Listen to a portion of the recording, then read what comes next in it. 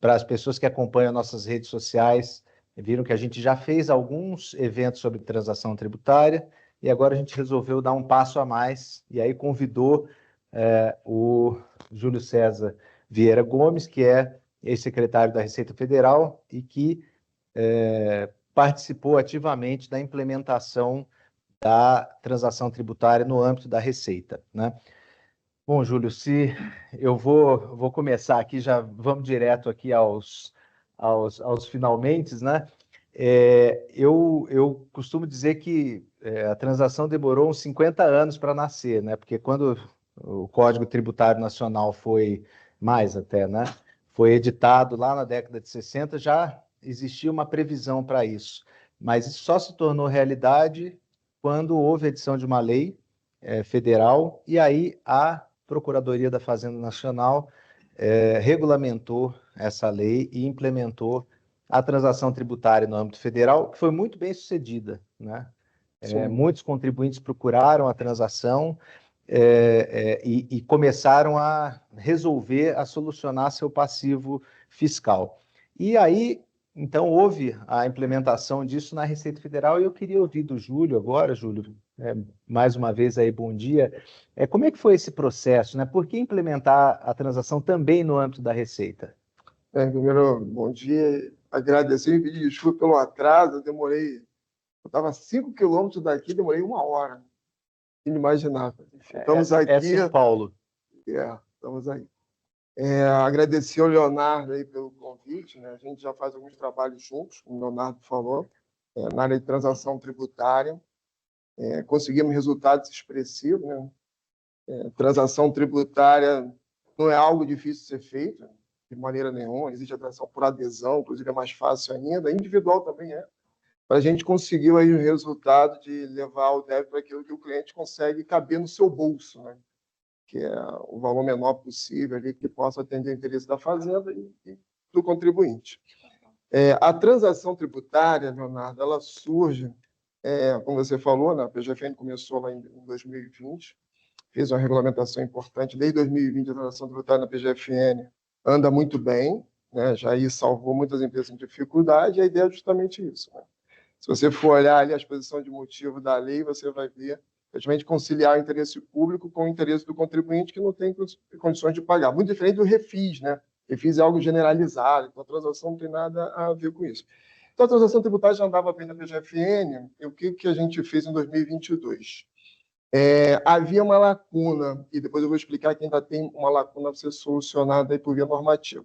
A lacuna era, você para transacionar, você tinha que escrever o débito em dívida ativa, né? Então, assim, o débito poderia estar em qualquer lugar. Poderia ser de conta corrente, poderia ser o débito no contencioso administrativo, lá no PAF, né, em DRJ.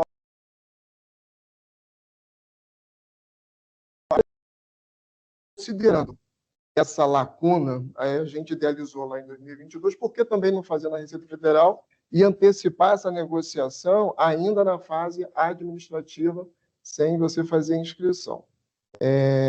E foi assim, dentro de uma política nossa em 2022, de melhorar o ambiente de negócio, tentar ali ajudar o mercado ali a se levantar e realmente produzir o PIB, gerar arrecadação, a gente idealizou e trazer para a Receita Federal. A transação, eu acredito que, numa legislação como a nossa, e aí eu falo antes de implementar a reforma tributária, né, que ela simplifica bastante, mas antes disso, o que a gente tem na legislação é uma legislação muito confusa, muita dubiedade, né, difícil de interpretar, é difícil você dizer quem é que tem, qual é a melhor interpretação, se é do contribuinte ou da fazenda, então. Muitas vezes todos têm razão, mas ela é difícil de ser interpretada. Se quiser, a transação tributária ela acaba sendo ali uma conscientização, uma sensibilização a uma realidade de uma legislação tributária muito confusa. Então, essa ajuda, eu acho que é na proporção exatamente disso aí. Então, foi aí que surge a transação tributária. A transação na Receita Federal ela se limita ao contencioso administrativo, então, o processo você tem que ter uma impugnação, pelo menos, uma manifestação de inconformidade, para você transacionar, né? E a gente preencheu essa lacuna daí. Mas ainda existe uma lacuna, que ainda resta, eu acho que isso daí tem que ser feito. Que eu acho que são os débitos em conta corrente, né? Pois é, então, assim, Se você for pensar para parar, se você parar e pensar exatamente, não faz muito sentido você ter um débito confessado lá em DCTF, você confessou, não pagou, aí você já manifestou seu interesse de negociar e você diz, olha, eu quero negociar e para negociar me inscreve em dívida ativa aí esse débito, vai para a CDA para depois transacionar. E você vê que o judiciário está carregado aí de centenas, milhares de mandados de segurança para poder inscrever em dívida ativa para poder transacionar. Eu acho que essa lacuna ela precisa ser resolvida. Eu acho Se a Receita tem competência, tem autonomia, envergadura para negociar os débitos que estão no contencioso administrativo, por que não aqueles que foram confessados, mas não foram inscritos ainda, né? Não tem, acho que não tem uma razão nem jurídica para isso, né? assim, tem que estruturar isso como vai ser, né? Se vai ser a participação de ambos os órgãos, né? Tanto a Receita como a PGFN. Como é que isso vai ser resolvido do ponto de vista subjetivo? Ou seja, qual é o órgão que vai lidar, ou os órgãos que vão lidar isso, né? Assim, o desenho institucional disso Pode tem que até ser a ver. Fazenda. Você precisa fazer um desenho institucional. Agora, tem que ser resolvido, porque eu acho que não faz muito sentido, né? Vou antecipar um pouquinho, a gente vai falar sobre casos práticos, né? Sim. Teve um caso que eu fiz uma transação tributária, que era um débito bastante elevado. Ele demorou muito mais do que tinha que demorar, assim, demorou seis meses a mais, só por conta de se aguardar os 90 dias para inscrever em dívida ativa, para depois incluir esses débitos aí. Então, assim, eu acho que não se justifica você prolongar por mais 6 meses algo que está ali já confessado, né? Então, por isso, cada vez mais eu me conscientizo que há uma lacuna que tem que ser resolvida. Eu acredito que vai ser resolvida porque a PGFN e a Receita Federal, a transação está se expandindo muito, né? Você vê os editais que saem de forma constante, aí, editais sobre temas que são controversos, né? E eu acredito que em pouco tempo essa lacuna se resolve, sim. A questão dos editais é interessante, né? A gente ainda escuta, porque na esfera municipal, acho que são poucos os entes que têm hoje uma legislação própria para a transação tributária, né? Mas a gente vê ainda muitas empresas falando, vou esperar um refis, né? É, dá para a gente dizer, primeiro, né, que com o sucesso da transação, é difícil a gente esperar, primeiro, que tenha um refis nos moldes antigos, que seja aberto para todo mundo, e o que pode ter mesmo é edital para tratar de temas específicos. É por aí? Então, assim, ó, é uma opção legislativa, não está impedido de você ter a transação e sair o refis. O que eu acho que desidrata um pouco a ideia da transação, né? Porque a ideia da transação, diferente dentro do refis, é você se sensibilizar com o indivíduo, né? Com aquele caso, saber a sua capacidade de pagamento, você saber o grau de recuperabilidade do débito dele, enfim. Então, você olha o indivíduo, o contribuinte, no caso concreto. O refis é algo generalizado. Então, ele vem a substituir essa generalidade. Então, assim, um refis hoje em paralelo com a transação é vedado, não poderia. Não pode, é opção do legislador. Mas eu acho que não faria sentido. Entendi. O que a gente via é que tinha refis a cada 2 anos e E aí desde que a você transação veio, não. deixava rolar o teu débito, né? Às vezes você conseguia ali uma taxa de remuneração maior do que a Selic, você ia fazendo negócio financeiro com isso, né? Essa é a realidade. Mas acho que não faz sentido, não, mas pode acontecer. Né? Bom, você mencionou edital, Júlio. A gente tem, então, basicamente dois tipos de transação, né? A por adesão, que são esses editais, e a individual. Você consegue explicar para a gente aí um pouco a diferença dessas? Assim, existe o delimitador ali de valor, né? Então, para você fazer uma transação individual, a individual ordinária, né? Não a simplificada, né? A ordinária, o seu débito consolidado tem que ser superior a 10 milhões de reais e você não pode fazer se você tem um débito inferior. Então, assim, começa pela questão do valor. E aí tem algo que, por isso que cada devedor, né, cada contribuinte, ele tem que entender a sua realidade e o que ele dispõe para oferecer. Transação é negociação, né? Não é unilateral. Não é só o devedor obter as vantagens como é no refis, né? ele só tem vantagem, ele tem que negociar e oferecer alguma coisa. Então, assim, se você devedor, você acumulou prejuízo fiscal e base negativa de CSLL, você vai conseguir utilizá-las com a individual. Não que um edital de... E aí vai ser uma forma mais limitada, mas não que um edital de uma transação por adesão que ela não possa também apresentar uma forma de você utilizar o prejuízo fiscal. Isso é possível. Nós temos, por exemplo, o primeiro edital de 2022 previa isso, né? Utilizar prejuízo fiscal. Mas o uso do prejuízo fiscal pleno, limitado a 70%, do saldo remanescente ali dos débitos e tudo mais, vem com o individual. Então, quem acumulou muito prejuízo fiscal, imagina que as coisas estão conectadas, né? Se você acumulou muito prejuízo fiscal, é normal que você tenha débitos elevados. E se você tem débitos elevados, com a nossa tributação que tem aí, você ter o débito superior a 10 milhões é algo muito fácil de acontecer, né? Então, você tendo débito superior a 10 milhões, normalmente você tem prejuízo fiscal elevado, então a melhor opção seria individual. E a individual, ela tem outra vantagem. E aí vem uma coisa até que é uma dica aí, se alguém já não faz isso. Normalmente, como é que você faz na transação tributária, né? Você tem um cliente, você marca lá a reunião, ele, estou com uma dificuldade, ele explica a situação dele, né? Como é que é e tal. E aí você faz o cálculo, você consegue lá a procuração do ECAC, regulariza, faz o cálculo e entrega para ele.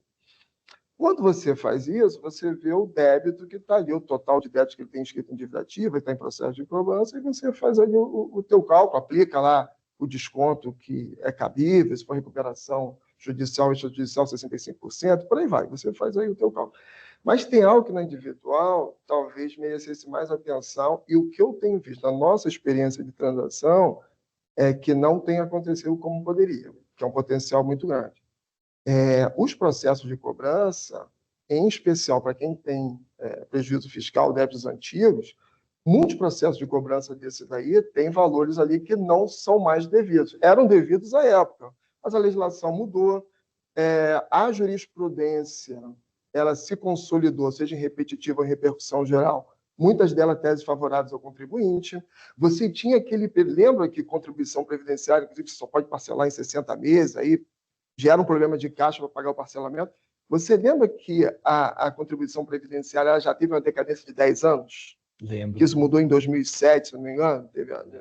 Então, eu já encontrei muito processo de cobrança em que o lançamento tributário ele ocorreu mais de 5 anos.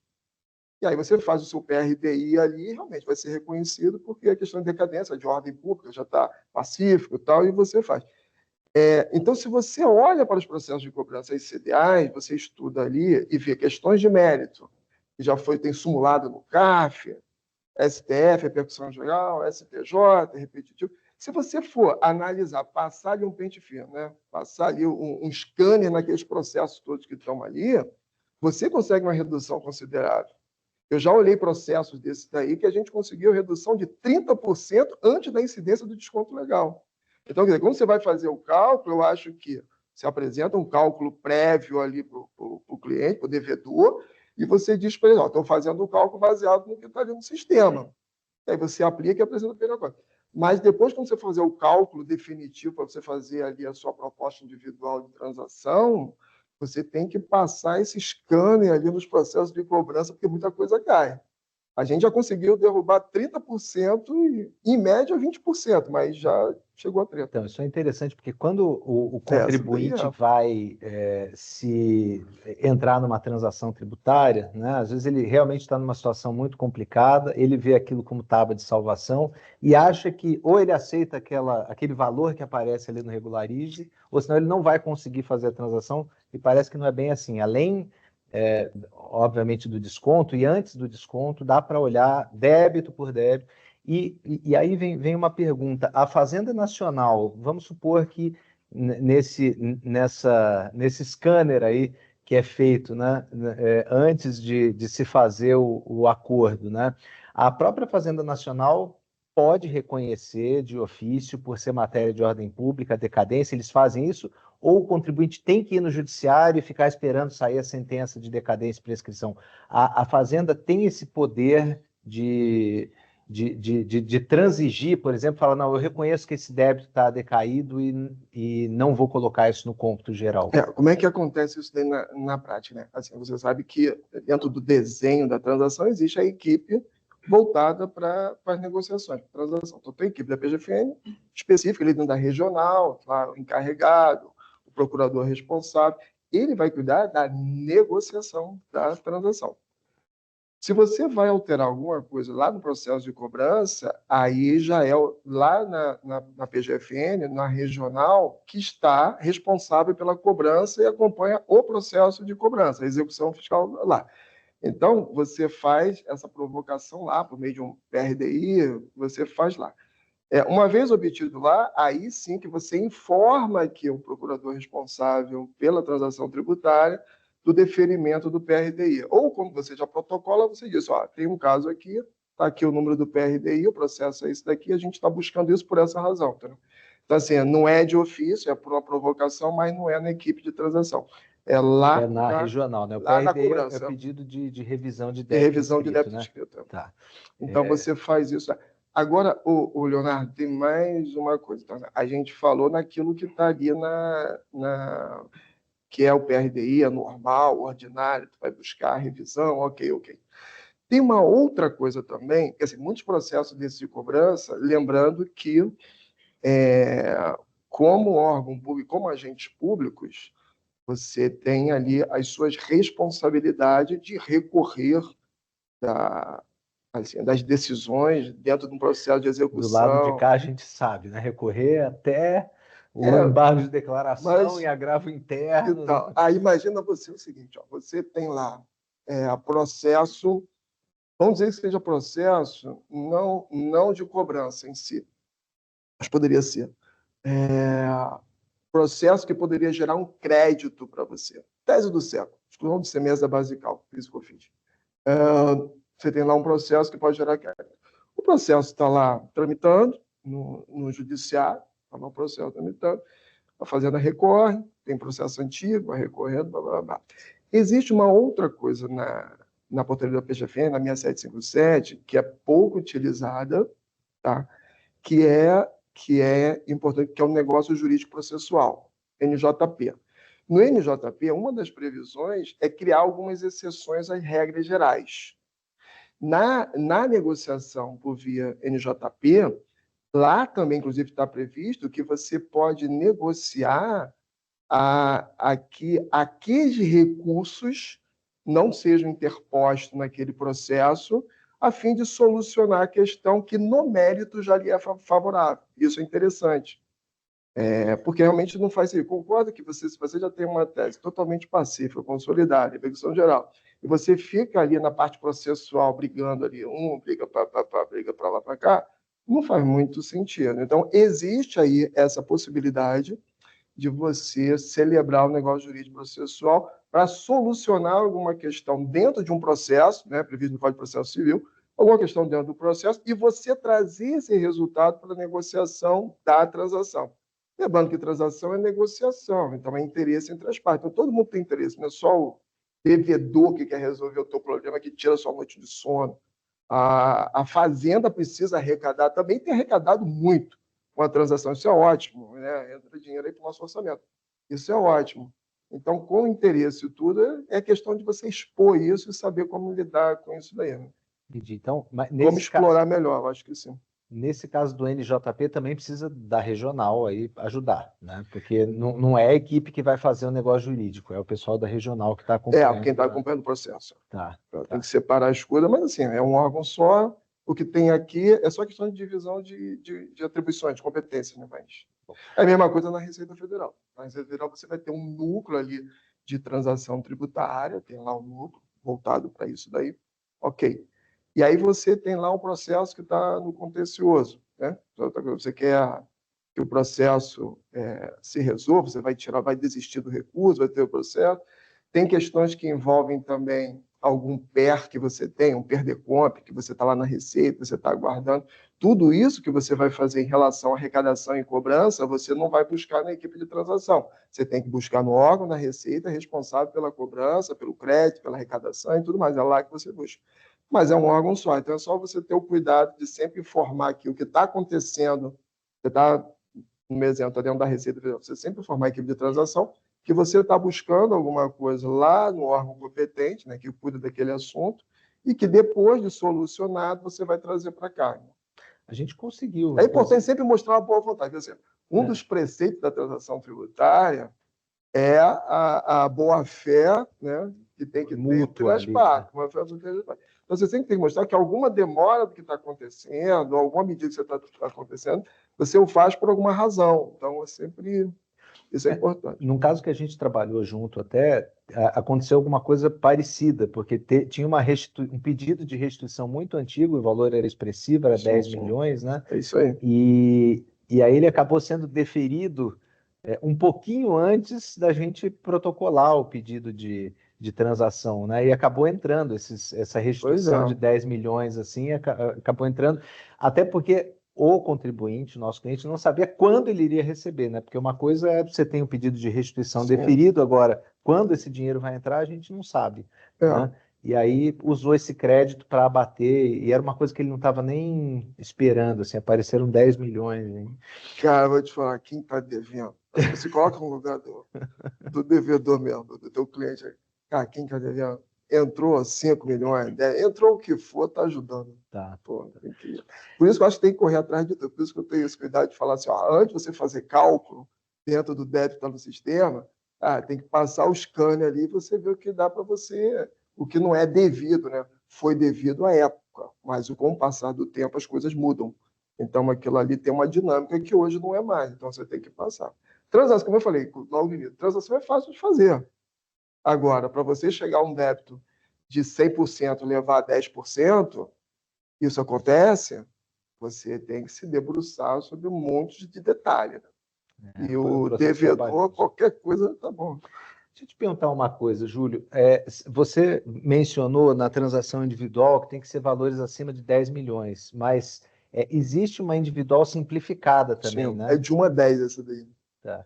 Mas é simplificado, o processo acontece todo no Regularize, né? Você não tem aquela, vamos dizer assim, aquela oportunidade até de interagir com a autoridade ali pessoalmente ou em audiência, né? A simplificada ela é mais cartorária, né? Você faz a sua proposta normal pelo Regularize, aí vem uma contraproposta, essa contraproposta você aceita ou não aceita, mas você não vai ficar ali trocando informações, buscando isso ou aquilo. E não pode usar o prejuízo fiscal, tem essa desvantagem. Só usa na individual. Antes até de eu te perguntar, de eu falar, eu acho que de um dos pontos mais interessantes, que é a capacidade de pagamento, quando se fala em prejuízo fiscal, aí realmente a gente está, essa possibilidade de usar o prejuízo fiscal e de pagar até 70% do saldo com prejuízo fiscal, né, antes de fazer o parcelamento, isso só vai servir para a empresa, obviamente, que está no lucro real, né? Quem está no presumido não vai ter esse benefício. Né? Além de ser prejuízo fiscal, é lucro real. E além disso, você tem que firmar um compromisso de que ao longo, até você quitar todo o parcelamento, se você tiver parcelamento de 120 meses, que é o máximo, né? Pode ser 145, mas para situações mais excepcionais, né? Microempresa, pequeno porte, né? Órgão público, tal. Mas vamos considerar que o máximo seja 120 para a grande maioria das empresas. 120. Você tem que se comprometer a se manter no lucro real durante todo esse período.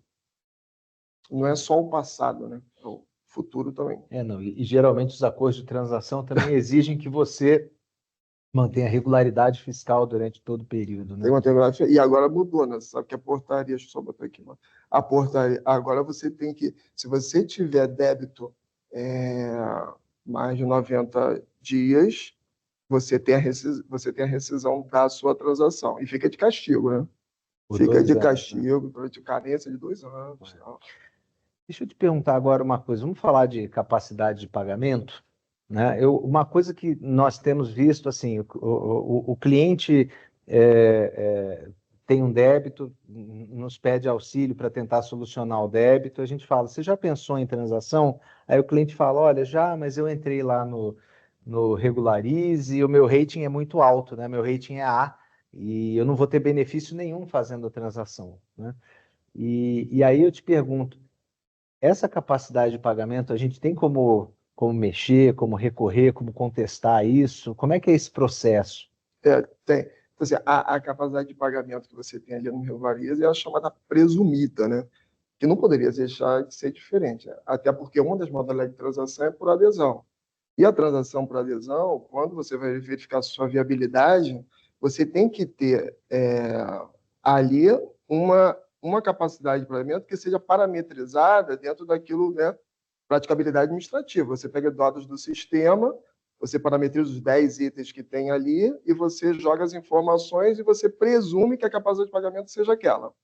Mas aquela dali é real e efetiva? Não necessariamente. E aí cabe o ônus do devedor demonstrar que a capacidade de pagamento dele não é aquela. Não é a A, não é a B, pode ser a C ou a D. Ele vai provar isso. Esse caso que você citou antes, a gente conseguiu reduzir de A para D, tu lembra, né? Lembro, a capacidade presumida era de 2 bilhões E e era uma instituição baixou para financeira, que 70 normalmente. milhões. E aí, então, aí você entra com um pedido para revisão. Lembrando que, embora você pode estar fazendo a transação tributária na Receita Federal, dentro do processo contencioso, mas esse pedido de revisão é lá junto à PGFN, ela que faz. Só lembrando uma coisa. Então, como se faz o pedido de revisão? Isso é importante também.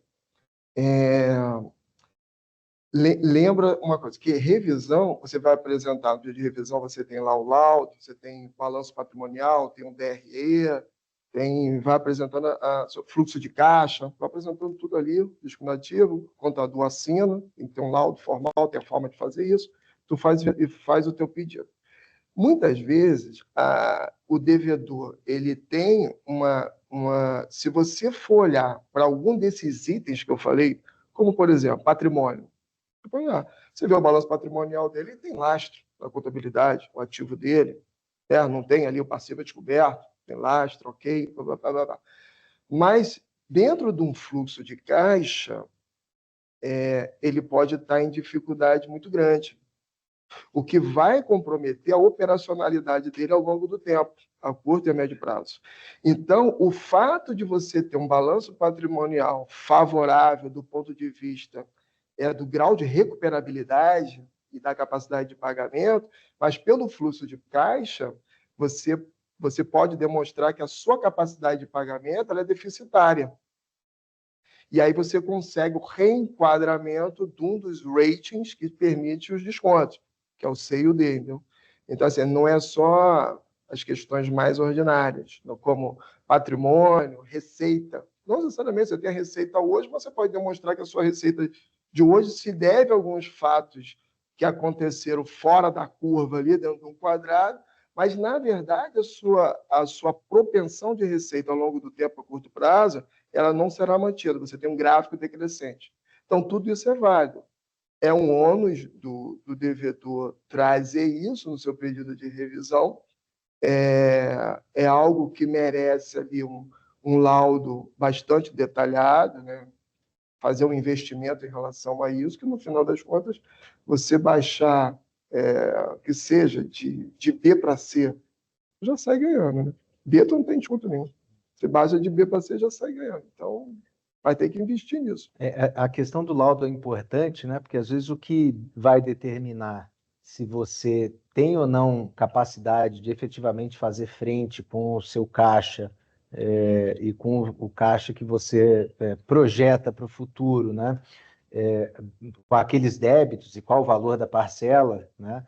A CAPAG é calculada, é um número, né? Que indica quanto é que você, como contribuinte, consegue pagar em 60 meses. 60 meses, sem desconto. Sem desconto nem nada, né? E você precisa provar que se você pegar aquele valor e dividir em 60, você não vai conseguir pagar, aquilo está errado, né? E muitas vezes você mostra isso com análise de balanço mesmo. Você pode, minha liquidez é baixa, eu tenho uma receita enorme, mas eu não tenho ativos de curto prazo suficientes para fazer frente aos passivos. Então, quando se fala em investimento, eu acho que é importante deixar isso claro. O laudo precisa ser um laudo contábil, assinado por profissional habilitado. Não dá simplesmente para chegar e no pedido falar não tenho, não vou ter Devo, como não nego, pagar. pagarei quando puder. Pois é, né? Então isso é bem importante. E um outro ponto também que eu acho que às vezes tira o sono do contribuinte é garantia, né? É. Às vezes o contribuinte fala, bom, vão me exigir garantia, mas eu não tenho garantia nenhuma para dar, né? Ou se não, o contribuinte fala, olha, o débito é de 300 milhões e eu não tenho como garantir 300 milhões de reais. Aí, o que eu queria aí ouvir de você, da sua experiência, como é que são essas negociações? O que exatamente a Fazenda Nacional e a Receita buscam quando exigem garantia? E precisa ser integral, não precisa? Eu queria ouvir um pouquinho de Entendi. você. Assim, ó, se você olhando para a lei e para a portaria, a garantia ela não é obrigatória, em tese, não é obrigatória.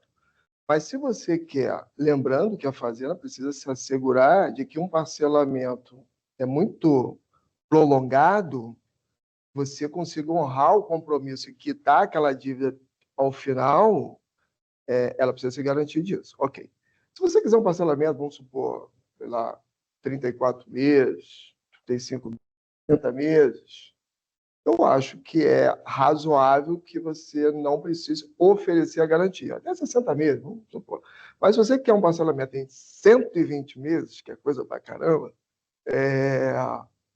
eu acho difícil você não ter que oferecer garantia. Agora, dizer que não tem garantia a oferecer, eu acho assim, pode ter exceção, mas é muito difícil, porque a possibilidade de você oferecer garantia é uma possibilidade muito ampla.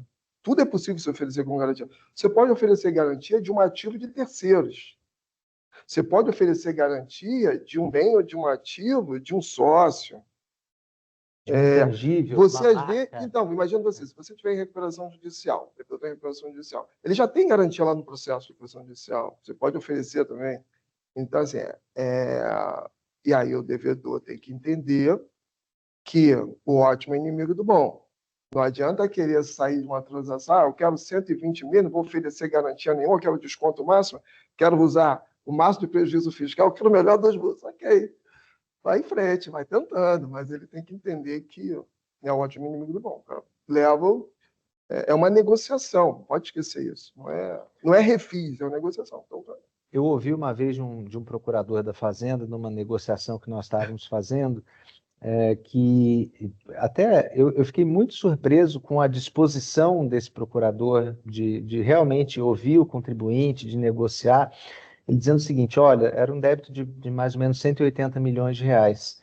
E quando nós tocamos, quer dizer, quando eles tocaram no assunto garantia, ele mesmo já se adiantou a falar, olha, nós não esperamos que o contribuinte garanta com os 180 milhões. Mas se, por exemplo, o controlador tiver uma casa de praia, usou exatamente essa expressão, eu tô reproduzindo o que foi dito, né? E ele oferecer essa casa de praia como garantia, isso já é uma prova de que ele pretende cumprir até o final o acordo de transação. Porque o nosso maior problema, ele dizendo, né? Nosso maior problema é mover toda a máquina pública para fazer um acordo que depois não vai ser cumprido. Então, nós não vamos atingir o nosso objetivo. sim. O principal aqui em relação à garantia que nós vamos exigir e que nós exigimos é a comprovação de que existe o interesse verdadeiro do contribuinte de cumprir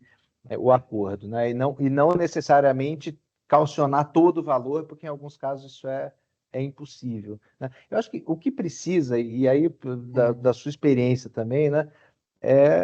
Como a gente está falando de uma transação, uma negociação, é mostrar para o outro lado que a gente está fazendo todo o possível, né? Está fazendo a nossa A boa parte fé, aqui, boa né? fé, Tô de boa fé e quero cumprir e vou concessões conseguir cumprir. mútuas, aquela ideia toda de transação. Então, você tinha. Pode perguntar. Não, aliás, quem quiser fazer pergunta, gente, por favor, a gente está aqui meio absorto aqui. Pois é. Falar, pergunta de novo. Ofereceu garantia. Caso essa transação. Eu não impede de vender. Essa garantia funciona mais ou menos naquele esquema do arrolamento de bens. Eu posso vender o bem, mas depois eu tenho que apresentar outro no seu lugar. Eu queria ter só essa clareza. Só até repetir a pergunta aqui, porque eu acho que o pessoal que está no online não ouviu, né?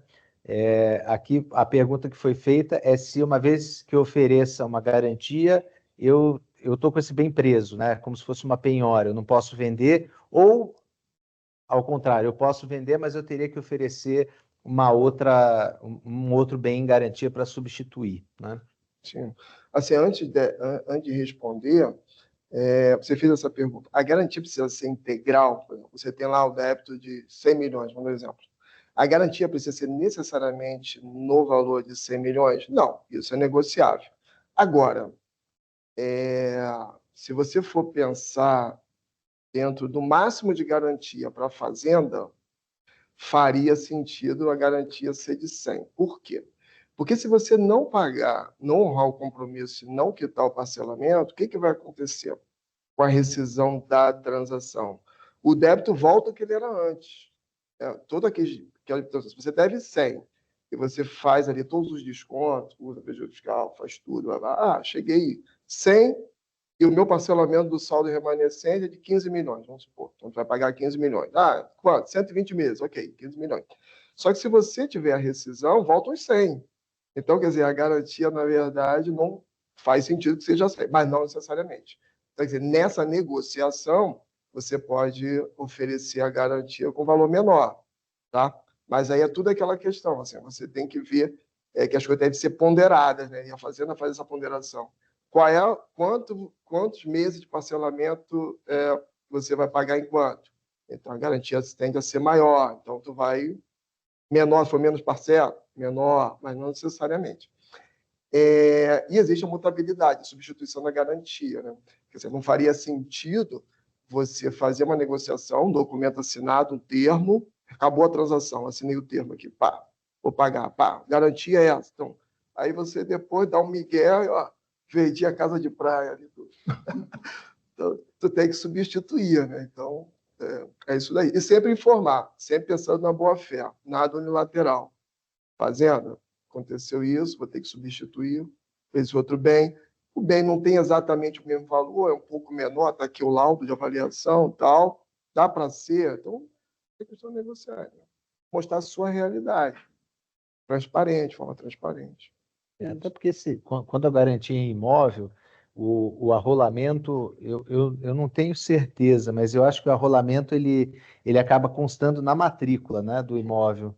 E aí, na hora que se faz, fica difícil vender, né? Então, a pergunta é interessante, Pedro, porque se alguém tem um imóvel dado em garantia e quiser vender esse imóvel, antes de colocar o imóvel à venda, ele tem que fazer essa substituição, porque senão, a menos que ele faça algum negócio interno, né? Tem um dispositivo, eu não vou lembrar exatamente o número do artigo agora, tem que fazer um exercício aqui. Mas existe um dispositivo na portaria da BGFN, 6757, em que você pode vender aquele bem oferecido em garantia, mas, obviamente, negociando com a BGFN, e usar esse valor para você abater do seu débito. Isso, mas ok. Tá fácil. Agora, se você quiser vender e fazer a viagem dos sonhos, percorrer o mundo, tal, é diferente. Vai precisar substituir com certeza. Ou então tu negocia, meu bem custa, lá, ofereci em garantia, vende 15 milhões lá, 15 milhões. Desses 15 milhões, eu vou quitar, sei lá, 5, mas o 10 eu vou usar para isso, tá? Vou oferecer outro bem, assim, é questão de você. Mas eu preciso substituir, e não é exatamente o mesmo valor, exato. Não é cravado, se o bem é de 15, tem que ser exatamente 15. Mas tem sempre que levar essa informação.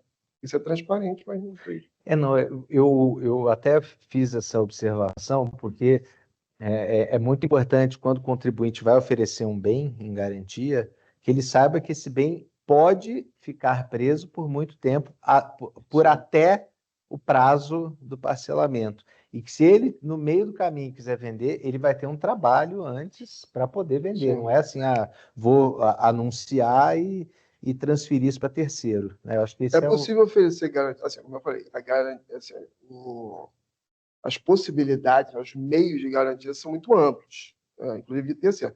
Outra forma que tem sendo comum utilizar como garantia é o precatório. E aí existe um contrato feito aí com o cedente, né, que na verdade não é o cedente, ele vai continuar sendo o titular de um direito creditório em face da União.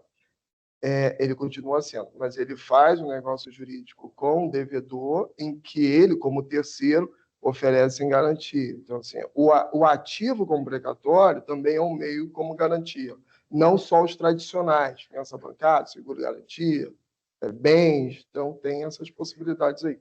Eu ia perguntar exatamente. Opa! Do Álvaro Garcia da Silva, ele falou: qual o procedimento para que um determinado tema, tese, possa ser levado em consideração para ser objeto de um edital de uma transação fiscal perante a Receita? Então, deve ser aquela de grande controvérsia, controvérsia relevante, né? Assim, Então, só repetindo a pergunta, né? O que credenciaria um determinado tema a ser objeto de um edital de transação por adesão, né? O que convence a Receita ou a Fazenda a criar um edital para tratar daquele tema específico, né? Essas teses que vão gerar ali um edital, e saiu agora mais outras teses, né? Normalmente ela é extraída dentro de um contencioso, seja o administrativo no CAF, seja o contencioso judicial. Então, quando você vê que a questão tem muita controvérsia e tem oscilações na jurisprudência entre tribunais regionais... Ou no próprio CAF, né? Tipo ágil, por exemplo. Então, eu ia falar exatamente o exemplo baixo, aquela coisa antiga, e surge outro. A primeira transação feita por edital na Receita Federal, que não teve muitas adesões, foi anterior do foi o PLR. Então, tu lembra que o PLR tinha aquelas questões que envolviam pagamento mais 2 vezes por ano, a questão do exercício, que era... Não, o exercício Lembra aquele negócio de assinatura foi feita depois? Então, tinha umas questões ali controvertidas que geravam assim, muita dúvida, né? Então, você tinha, por exemplo, não sei como é que está agora, mas na minha época que eu estava no CARF, fui presidente de Câmara no CARF, eu tinha mais de 200 mil processos. Então, imagina, no administrativo, 200 mil processos. Então, muitos processos eram questõezinhas assim, meio... que poderiam ser solucionadas, quer dizer, dentro da ideia de você prevenir e reduzir litígio, não faria sentido. Então, o primeiro foi do PLR. Mas é uma época mais antiga, tal, então a coisa não estava ainda amadurecida, não era muito vantajoso, me parece ter pouca adesão, tal. Aí foi daí da ideia que em 2022 a gente fez a transação na Receita mais ampla, né? Aí eu fiz a portaria lá em 2022, que é a 247. E aí trouxe a transação mais generalizada. Mas antes essa portaria, a 247, que é mais geral, eu ainda cheguei a fazer um edital para algumas questões controvertidas no CAF, sim. Cheguei a fazer, acho que eu fiz até a do ágil também. Mas é assim que surge. Então, a resposta é essa. Surge mais do que você está vivenciando ali dentro do contencioso judicial e o administrativo. Não é uma pessoa só provocar, eu tenho uma tese aqui, eu acho que essa tese tem só coisa mais institucional, né? Eles você tem uma provocação. Existem 2.600 discussões a respeito disso. A gente não sabe se isso vai ser... É mais por aí, mas não quer dizer, então, por exemplo, que uma federação, uma confederação, uma associação possam demonstrar que essa controvérsia, né? Então, e provocar isso daí. Mas tem um tempo de maturação, não é de uma hora para outra. Se a gente olhar, agora uma pergunta, você tocou em precatório, não sei se tem mais alguma pergunta no chat ou não. Deixa eu dar fica mais fácil aqui. Bom, tem uma pergunta aqui feita, talvez eu tenha. Minha dúvida é se uma empresa em recuperação judicial, mas com capacidade financeira, que já tem um parcelamento em andamento, baseado na Lei 12.865, reabertura da 11.941, poderia optar pela transação e se haveria alguma possível vantagem. Pelo que eu entendi aqui, ele quer saber se a pessoa... Pode migrar? É. Ele pode tanto migrar como manter o parcelamento que ele está lá, né? Então, você já tem um parcelamento com aquelas condições que estão lá, as condições vão ser mantidas, estão naquele parcelamento, e faz a transação em outros débitos. Agora, se ele quiser migrar, também pode. Se não me engano, na 12.865, o prazo máximo de parcelamento era 84 vezes e tinha uma gradação, você pagava em valores menores no começo e deixava valores maiores para o final, né? E aqui vale lembrar que, no caso da transação individual, a gente consegue aumentar esse prazo para 120 parcelas e, evidentemente, né, quando se vai fazer uma migração, vão ser analisadas as condições atuais, né? Eu não teria porque, assim, pode ser vantajoso e pode não ser, né? Mas tudo vai depender daquilo que for provado, inclusive na proposta de transação em relação à capacidade de pagamento. Então, a individual negociação. Limite 120, na maioria dos casos, 120. Na recuperação judicial, 120, ok. As condições vantajosas que existem para esse parcelamento vigente que está ocorrendo, essas condições vantajosas, elas são consideradas na negociação. Por que isso? Porque, além de você tem um parcelamento de 120 meses, não quer dizer que as parcelas são exatamente o mesmo valor. Você pode buscar um diferimento nas parcelas iniciais. Então, assim, hoje eu tenho dificuldade de caixa, e vou ter dificuldade aí pelos próximos 12, 24 meses, e eu quero parcelas menores no início, e eu vou fazer o diferimento. Então, esse diferimento, que nesse parcelamento que você mencionou, não é um diferimento, porque a própria norma já previa parcelas menores no início, essas condições que lá existiam, elas podem ser trazidas para a transação dentro da negociação com a PGFN.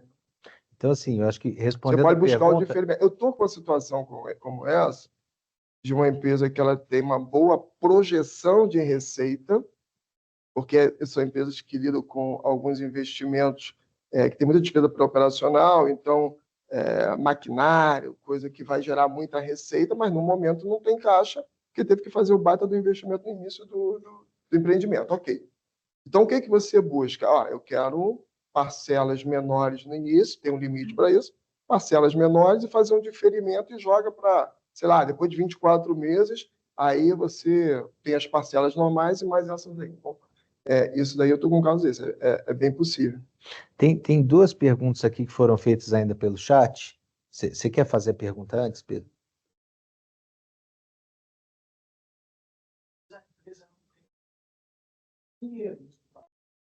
Mas ela tem um precatório. O precatório é o que eu ia falar agora, exatamente. Não, mas conclui porque é legal. A gente tem visto recente no mercado de precatório. Os precatórios não são precatórios bons. Você tem avaliado o precatório. O que é considerado um precatório para ele ser aceito? Precisa que o precatório ser aceito para... Eu vou até reproduzir a pergunta e vou complementar a pergunta do Pedro, tá? O Pedro pergunta quais são os requisitos que um precatório precisa ter para que ele seja aceito no âmbito da transação. E aí eu vou até complementar a pergunta, né? O precatório pode ser meio de pagamento e pode ser também garantia, né? E aí o que eu acho que a gente queria saber é o que faz realmente do precatório ser um precatório mais ou menos interessante para ser aceito pela Fazenda, tanto como forma de pagamento como com garantia. Direito creditório também serve. E aí uma pergunta meio pegadinha, né? evidentemente que não dá para que um precatório estadual seja usado como meio de pagamento do federal, mas ele serve como garantia? Né? Então, aí estão feitas as perguntas. Eu não sei responder isso, tá? Eu acho difícil a Fazenda aceitar. Eu nunca vi, não. Tá? Eu também nunca vi, sei mas que me pode. ocorreu agora, né? Colocando em saia justa. Essa do estadual tem que pensar mais. Eu nem tô Essa pergunta é muito difícil. eu nem estou te colocando em saia justa, porque eu já admito que eu nem sei a resposta, que me ocorreu agora. Eu falei, bom, estamos aqui com o Júlio, que é uma autoridade. Não tem uma regra específica. Assim, o que diz a legislação?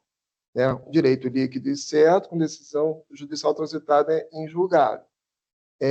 Necessariamente é precatório? Não, mas às vezes você tem um precatório pior do que aquele que ainda não foi inscrito por meio de requisitório, mas transitou em julgado e lá tem uma tese que já foi pacificada, não tem nenhuma questão processual que coloque a União dentro lá daquele processo dali em condições de, ao final, ganhar por uma questão processual também, não só mérito. Então, essa avaliação é uma avaliação que tem que se fazer muito bem. Você falou, tem muito...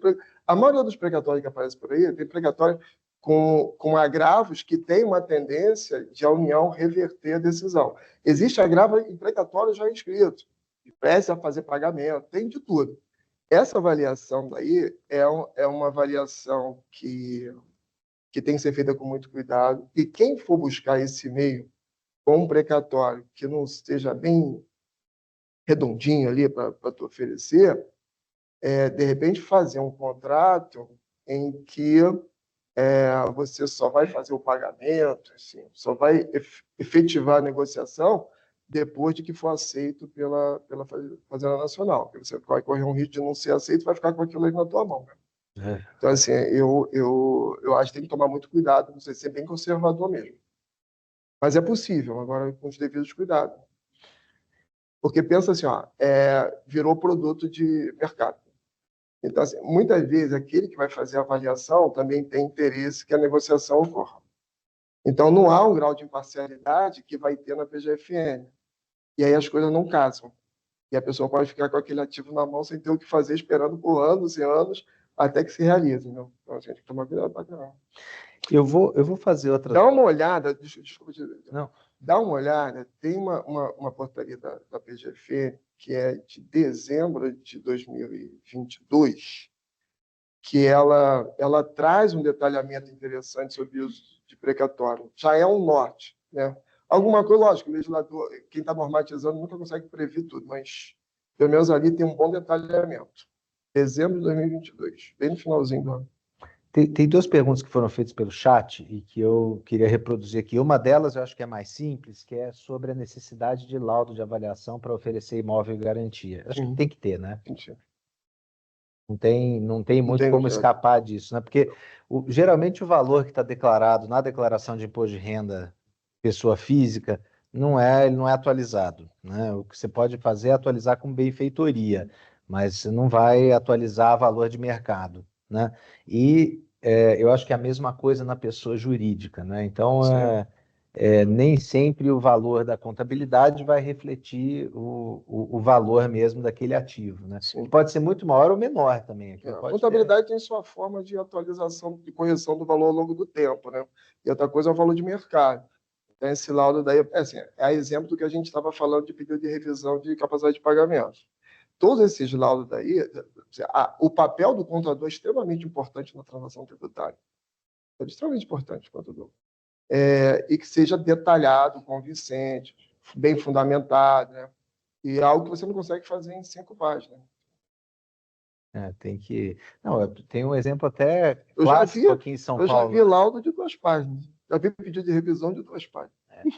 Não dá, um pouco mais complicado. Não, tem até um caso clássico aqui, né? Um dia, quando lançou um prédio ali que é muito conhecido, que tem piscina em todas as sacadas, né? De 350 metros, a planta tipo, fica aqui no Morumbi, devia custar uma fortuna. Hoje você não consegue vender por mais de R$500 mil um apartamento de 350 metros quadrados, porque houve um problema, uma deterioração ali da região, né? Então, usar o valor contábil, atualizar, ele realmente não vai refletir quanto o imóvel vale. E tem uma segunda pergunta que eu Já vou fazer Se for agora. difícil, você responde. Não, essa daqui é tranquilo, olha. Para o contribuinte que está no rating A ou B, gostaria de negociar um débito para pagamento de 70% com utilização de prejuízo fiscal, mesmo que não tenha aplicação de desconto. Isso é possível? Claro, sim, sim. Uma coisa diferente, né? Quer dizer, não, ele está no A e B? Ele está no A e B. Ah, não, então ele não está nem com difícil, Não, está nem ele não está A recuperado e nem B, difícil ele não vai ter recuperação. Não, aí não desconto, tem como usar. mas ele consegue. Essa é uma dúvida até que eu tenho, tá? Prejuízo fiscal não consegue. É isso que ele está falando?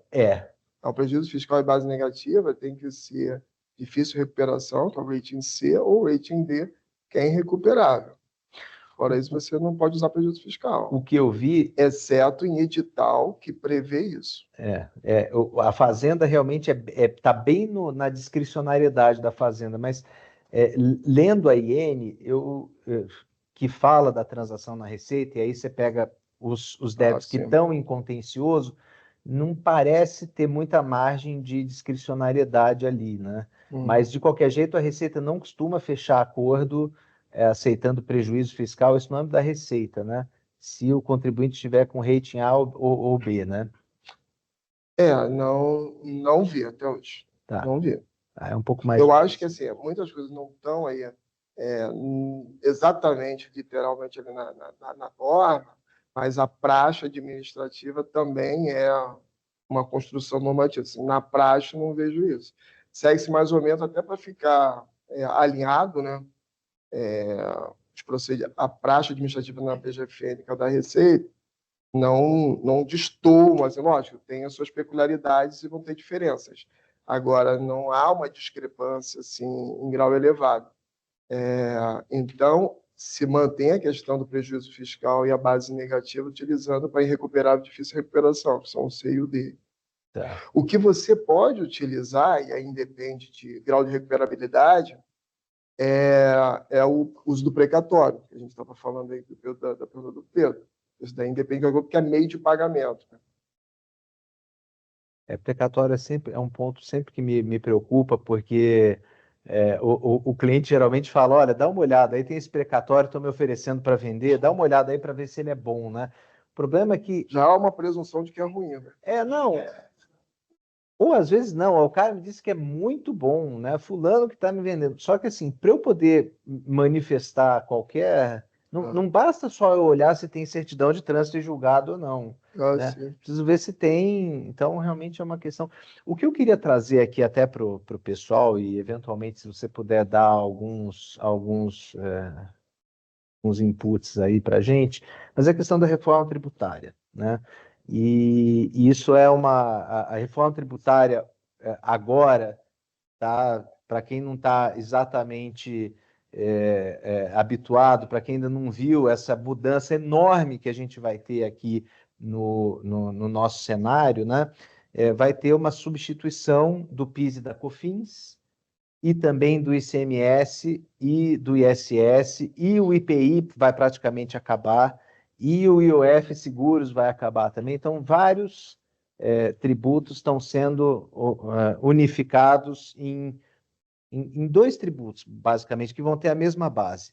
A CBS, a Contribuição sobre Bens e Serviços de competência federal, e o IBS, que é o Imposto sobre Bens e Serviços de competência estadual, municipal e distrital, vamos dizer, o Distrito Federal exercendo as duas competências, né? O que nos preocupa nessa reforma tributária, né? O fato de que, a partir de agora, a gente vai ter alguns benefícios, né? Não cumulatividade plena, você vai poder aproveitar crédito de tudo, mas existe uma previsão na legislação, e eu falo isso depois de ter aprendido. Quem nos honra aqui com a presença é o Rubens Souza, que está aqui nos assistindo. Ele é coordenador do Grupo de Estudos de Reforma Tributária e conta aí com figuras ilustres, por exemplo, Bernardo Api, professor Chueri, diretores jurídicos, enfim, pessoas assim, realmente é um grupo muito selecionado, muito interessante, né? Mas o que nos preocupa é a questão do split payment, né? Que a partir de agora, contribuinte, um varejista e um atacadista estão fazendo uma operação. O varejista vai pagar R$ 1.000 por um produto para o atacadista e vai ter ali, vamos supor, um IBS de 25%, CBS, IBS.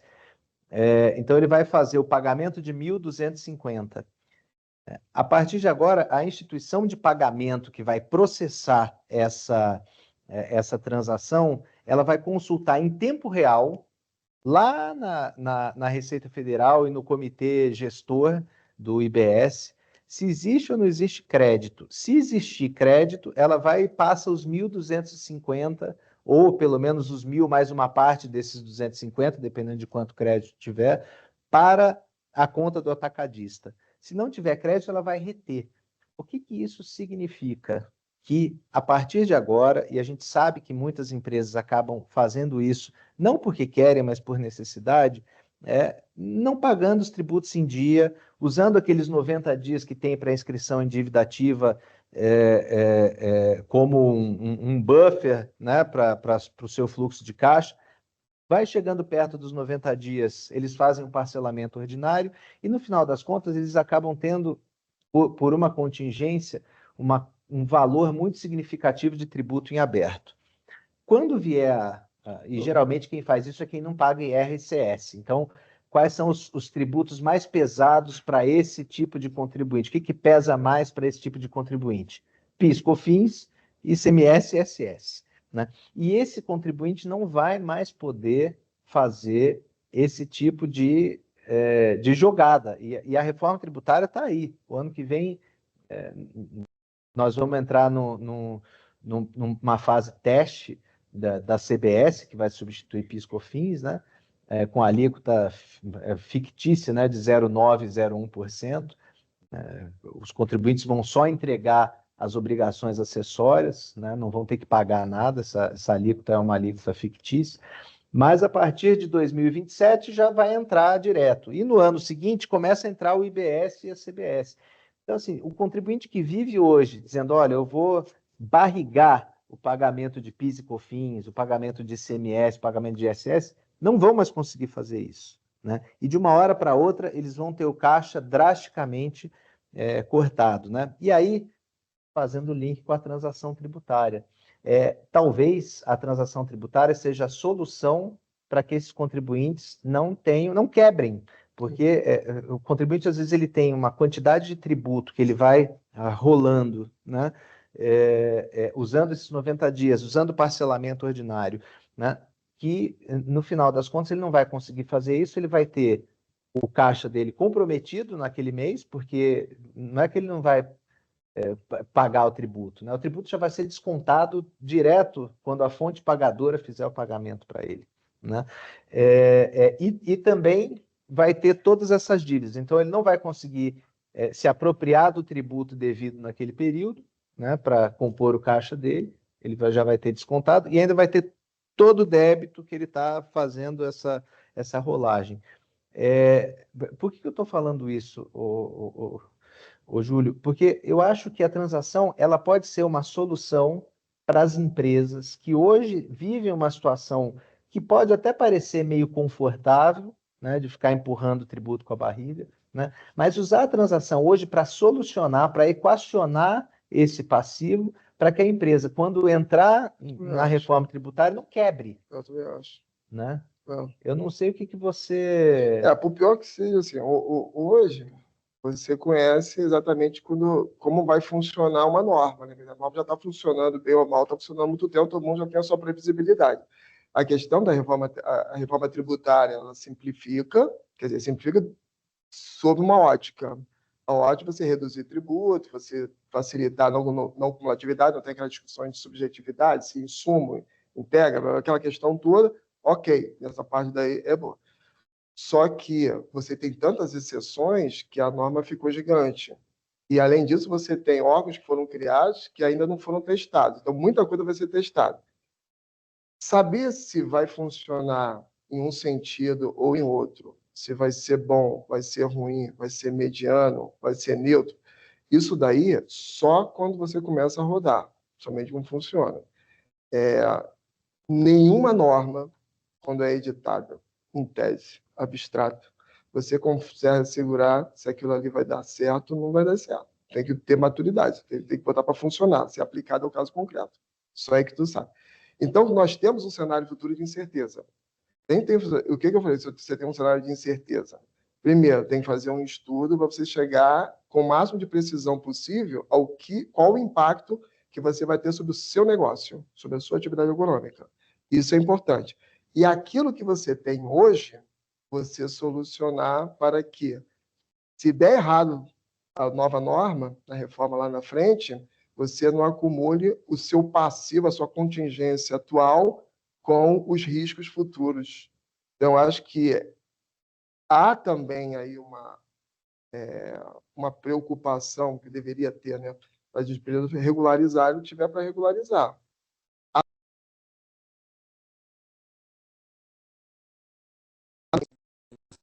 Precisa dessa arrecadação, né? Ela está aí, o momento é bom. Agora, ninguém pode afirmar que isso daí é eterno, nada é eterno. Então, assim, de uma hora para outra, a regra começa a perder a flexibilidade. Prejuízo fiscal, por exemplo. Prejuízo fiscal, até 2022, você não podia. Foi depois que a gente introduziu na Receita Federal o uso do prejuízo fiscal, que depois também os débitos inscritos também puderam utilizar. E aí você pacificou isso daí.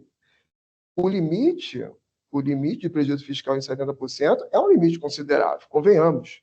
Você tem ali um saldo que já sofreu desconto legal, e depois você poder utilizar em 70% algo que você não negocia no mercado, diferente de um direito creditório, quer dizer, já é muito bom. E as coisas vão acontecendo, né? A transação está aí, acontecendo na prática. Não quer dizer que daqui a um certo tempo, né, a Receita, a PGF, chega assim, nós vamos ter que ajustar isso daqui. Nós vamos piorar um pouco as condições, não vai ser mais... Melhora de um lado e piora da outra, só que você tem que saber a sua realidade. Entendeu? Então, assim, acho... Tem duas perguntas aqui. Unidade de crédito de sustentabilidade, Receita, o CS? Não está ainda normatizado, não. Isso daí. Não está normatizado, não. Isso não está normatizado, e eu acho que, pelo menos eu nunca peguei nenhum caso assim, né? Então não dá para a gente chegar e dizer, vamos lá propor uma transação, pode usar seus créditos, porque isso até pode funcionar, mas a gente não tem a menor grau de segurança, não tem norma para falar disso. Essa discricionariedade própria de uma negociação, ela tem os limites, é um órgão agente público, né? Então, assim, você não pode sair ali dentro daquilo que já está norma, que te vincula, ou não vincula porque não está, então você quer muita criatividade. A gente vai fazer criatividade na negociação, entendeu? Existem os órgãos de controle, né? Tem que ter cuidado.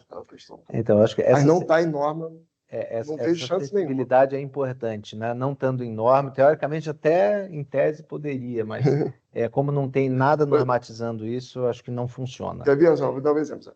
A gente estava falando de NJP. NJP está previsto. Tem ali os itens em que eles são enumerados ali, mas não são taxativos, mas tem uma previsão, uma cláusula aberta. Ali dentro cabe muita coisa. Isso é diferente, já está normatizado. Você não precisa entrar no detalhe de elencar de forma minuciosa as hipóteses. Agora, algo que sequer está de longe previsto, ninguém vai usar de uma criatividade, uma negociação e dizer, nossa, manda para cá, está resolvido. Vamos lá. Rubens, você tem uma... Sim, eu achei que você falou da questão com reforma tributários, especialmente os PIB, né? Vai impactar muito o fluxo de caixa a reforma tributária, né? O tributo não passa mais pela conta do contribuinte. Esse é um fator muito relevante para avaliar a capacidade de pagamento, como o Bruno mencionou no começo. Fluxo de caixa é uma variável importante que deve se levar em consideração, que normalmente não está naquela formulinha básica de capacidade de pagamento. Então, assim, os estudos de capacidade de pagamento têm que olhar para frente e ver que aí, por exemplo, em 2027, a gente já tem a CBS funcionando no lugar do PIS e que provavelmente a gente já vai ter um modelo de pagamento cobrando.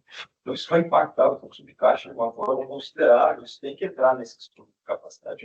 Faz todo sentido. Eu só vou repetir aqui, né? O Rubens aqui, que está nos acompanhando, diz, e com toda razão, né, que a questão dos split payments que eu tinha mencionado agora, isso também vai interferir no fluxo de caixa, porque se a gente está falando em parcelamentos de 120 isso meses... que eu falo agora, né? Imagina. E a reforma tributária, ela vai sendo gradativamente implementada, e 2033 ela já vai estar a pleno vapor, né? Isso quer dizer que o fluxo de caixa vai ser impactado pela reforma tributária durante o período de parcelamento. Então, nós vamos ter aqui, de fato, os contadores, na hora que forem fazer os laudos, talvez tenham que começar a se preocupar com isso, né? E eu diria mais uma coisa ainda. Hoje, não dá para a gente negar. Tem muita gente que tá virando a cara, dizendo não, eu não, ainda vai demorar, a gente não sabe se vai funcionar, mas eu tenho para mim que a reforma tributária veio para ficar, né? E sendo benéfica ou não, ela vai ser implementada de um jeito ou de outro. A gente vai ter, você mencionou órgãos que vão ser criados, né? A gente vai ter o Comitê Gestor de IBS, que talvez seja o maior órgão público que a gente tenha, porque ele vai ser composto, primeiro, ele vai administrar toda a arrecadação de CMS, ISS, fiscalização no Brasil inteiro. São 6 mil e tantos municípios e 27 estados da federação. Ele vai ser composto por 54 pessoas, são os 27 secretários de Fazenda dos estados e 27 secretários de Fazenda dos municípios, que a gente não sabe quais vão ser. Então, vai ser um órgão extremamente plural, né? Muito mais, eu acho que, complicado do que o CONFAS que a gente tem hoje, né? E a reforma tributária vai vir, né? E aí a reflexão as empresas realmente precisam se preocupar com o impacto que isso vai ter no futuro. Tem empresas que vão ficar realmente em uma situação bem desconfortável, e aí eu diria que a transação, ela faz parte, ela deve fazer parte dessa preparação para a reforma tributária que vai vir, né? Então, toda empresa vai precisar se preparar para a reforma, vai saber qual vai ser meu impacto em fluxo de caixa, eu vou ter que treinar a minha equipe de compras e a minha equipe de vendas para que elas entendam qual vai ser o impacto dessa nova tributação para o meu comercial, por exemplo. Eu vou ter que ver como é que vai ficar questão de benefício fiscal que hoje eu tenho. Se eu sou uma farmacêutica, eu estou em Goiás porque eu tenho uma série de benefícios. Tem sentido, depois da reforma tributária, eu continuar em Goiás? Se os benefícios todos de ICMS vão acabar com a reforma tributária e eu vou ter um custo logístico maior? Não sei isso. Aí a gente vai ter que ver como é que vai ficar, mas tudo isso tem que ser feito. É um estudo que necessariamente vai ter que ser feito. E eu acho que a transação tributária acaba entrando nessa preparação necessária de todas as empresas para a reforma tributária como um instrumento muito importante que pode fazer com que a empresa entre tranquila, que essa mudança, porque antes de melhorar vai piorar bastante, né? Que as empresas vão ter 2 sistemas funcionando ao mesmo tempo, né? Por muito tempo, por 5 anos, elas vão pagar ICMS, ISS e o IBS, né? Mas para que elas entrem nesse processo da forma mais indolor possível, estando regularizadas, né? Sem problema, sem passivo tributário, fazendo transação, né? Acho que é isso aí. Eu concordo plenamente. E eu acho assim, esse estudo, muitas empresas estão fazendo aí o seu dever de casa, né? E fazendo estudo sobre o impacto de reforma tributária. Tem mais perguntas? E quem tiver, eu acho que deve se preocupar em regularizar sua contingência fiscal, né? Fazer a transação tributária mesmo, etc. E tal, quando fizer o estudo de impacto da reforma tributária, acrescentar essa questão do fluxo de caixa. Porque, assim, você sabe, mesmo que seja de 60 meses, não precisa ser de 120, não, porque você sabe, assim, um ano, 2 anos, vou ter caixa, estou pagando as parcelas e tudo mais, mas e aí, quando entrar a reforma tributária, você tiver que pagar ali os tributos todos, cumulativos, IBS, CBS, mais ICMS, ISS, e o IPI não vai ser extinto, assim, tem um prazo para ser extinto, você ainda vai pegar um período de IPI da Zona também. Franca de Manaus que vai manter. Eu acho que tem que fazer esse impacto. E aproveitar, porque assim, hoje assim, os órgãos estão muito bem estruturados. Essa é a realidade. Quem está vendo transação tributária, você está vendo o quanto a Receita Federal, quanto a PGFN conseguem dar atenção a você, e às vezes você tem a impressão como se você fosse o único a fazer a transação tributária no Brasil, né? Mas tem milhares, né, de empresas fazendo transação tributária. E você vê que o grau de atenção é muito bom, é grande, é uma negociação propriamente dita. Então, assim, tem que aproveitar isso daí, né? Estruturação existe, boa vontade dos órgãos existem. Infelizmente, cada vez mais as empresas estão em dificuldade, isso é uma realidade. Só vê no jornal os índices aí. Isso é o lado ruim da coisa, mas existe a transação tributária. Se não tivesse, é aquela história que todo mundo fala, né? O tributo acaba matando a galinha dos ovos de ouro. Então, se você não sobra ninguém para pagar tributo. Tem que aproveitar agora enquanto a eu acho tá que o ano 2025, que ainda nem iniciou a fase de teste ainda, é um ano para resolver e vamos dormir tranquilo, vamos tirar esse fardo das costas e resolve logo de resolver. Você veja, é muito comum você fazer uma transação tributária com um débito de 100 cair para 10. É comum, não é uma coisa difícil de acontecer. Não é uma ainda coisa parcelar esses 10 em, então, em X meses. não fique achando que as coisas são eternas, não são, não. Podem mudar. Então, eu acho que esse é o ponto, né? A transação hoje funciona, ela está aí, mas o legislador pode, de uma hora para outra, mudar, restringir. Os órgãos podem também editar portarias restringindo. Então, o ideal nesse cenário, que a gente sabe que vai mudar, tem que aproveitar a transação o quanto antes e mais ainda, né? Às vezes a empresa acha que não consegue fazer a transação, mas tem a possibilidade de revisão de capacidade de pagamento, tem a possibilidade de usar precatório.